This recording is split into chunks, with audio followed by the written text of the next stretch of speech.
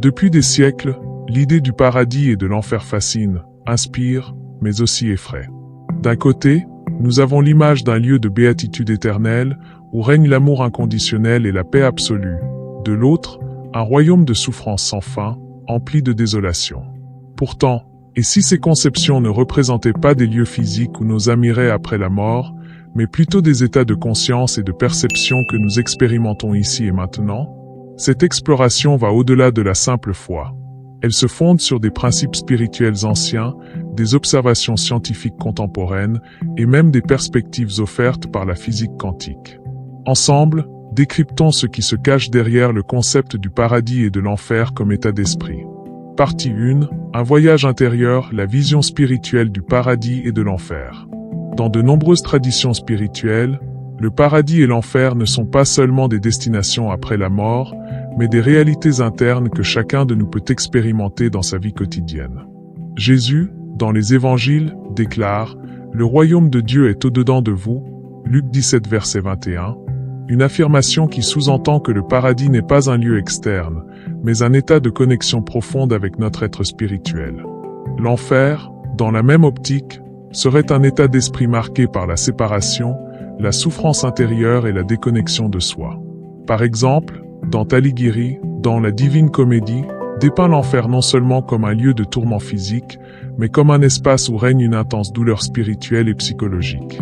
La métaphore de Dante suggère que l'enfer pourrait être ce poids de la souffrance émotionnelle, de la culpabilité et du désespoir que nous expérimentons quand nous nous sentons coupés de notre nature divine.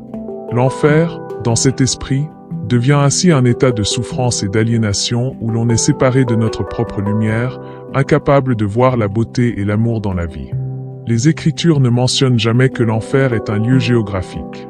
Elles décrivent plutôt des états de déchéance morale, des ténèbres extérieures, Matthieu 8 verset 12, une fournaise ardente, Matthieu 13 verset 50, qui peuvent bien être interprétées comme des métaphores d'une âme tourmentée, déconnectée de sa nature divine. Partie 2, la science et la conscience, comment notre esprit crée notre réalité. Des études en neurosciences montrent que notre cerveau interprète les stimuli en fonction de notre perception et de nos émotions, influençant ainsi directement notre expérience subjective du bonheur ou de la douleur. En effet, les neuroscientifiques démontrent que certaines émotions, telles que l'amour ou la gratitude, activent des zones cérébrales associées au bien-être, alors que des émotions comme la colère ou la peur déclenchent des réponses de stress. Cette recherche suggère que le paradis et l'enfer sont, dans un sens littéral, des états d'esprit façonnés par nos perceptions et nos émotions. Prenons un exemple concret. Une personne qui vit dans un état de paix intérieure et d'amour se sentira naturellement au paradis, indépendamment de son environnement externe. Inversement, quelqu'un qui est submergé par la colère, la peur ou la culpabilité pourrait se sentir en enfer, même au milieu de circonstances agréables. La science appuie donc l'idée que nos pensées et émotions façonnent notre expérience de la réalité, que ce soit positivement ou négativement. Partie 3. La physique quantique et la nature de la réalité. La physique quantique nous invite à repenser la nature même de la réalité. Selon le principe de la superposition, les particules subatomiques existent dans plusieurs états en même temps jusqu'à ce qu'elles soient observées. Cela signifie que la réalité, à un niveau fondamental, n'est pas figée. Elle est influencée par la conscience de l'observateur.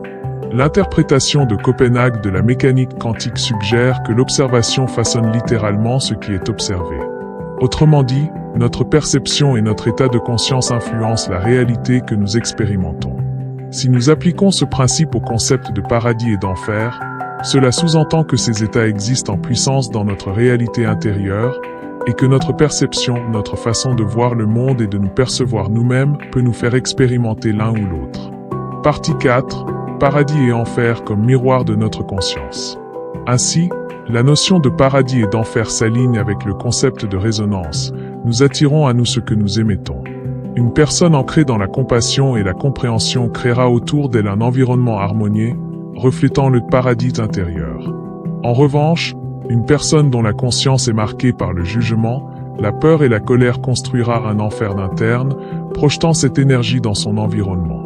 Prenons un exemple, Une personne qui choisit de voir la beauté dans chaque situation, qui cultive l'acceptation et la bienveillance, transforme littéralement son environnement et sa perception. Elle expérimente alors un état de paix et de satisfaction profond. Inversement, quelqu'un qui se laisse emporter par le ressentiment et la jalousie percevra un monde hostile et vivra en état de tension perpétuelle, un véritable enfer intérieur. De nombreux passages bibliques suggèrent également une interprétation métaphorique du paradis et de l'enfer. Dans l'Apocalypse, il est question d'un lac de feu, qui symbolise souvent un état de purification, non une torture éternelle. Cette vision rappelle que l'enfer pourrait être notre processus de transformation intérieure, où nos peurs, nos colères et nos résistances sont consumées pour laisser place à notre essence véritable. Le concept de EGN, mentionné par Jésus dans les évangiles, fait référence à un endroit de l'extérieur de Jérusalem où l'on brûlait les déchets. Ce lieu symbolisait pour lui une purification de ce qui est inutile ou toxique.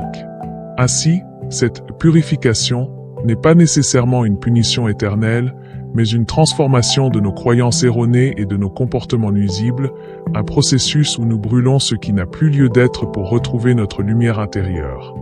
Merci d'avoir passé ce moment avec moi. J'espère que ce contenu vous a inspiré à explorer plus en profondeur votre propre chemin spirituel. N'oubliez pas, l'essentiel réside en vous, dans cette lumière qui ne demande qu'à être éveillée. Si vous avez apprécié cette vidéo, laissez un pouce en l'air et abonnez-vous pour ne rien manquer des prochaines. Et surtout, partagez ce message avec ceux qui en auraient besoin.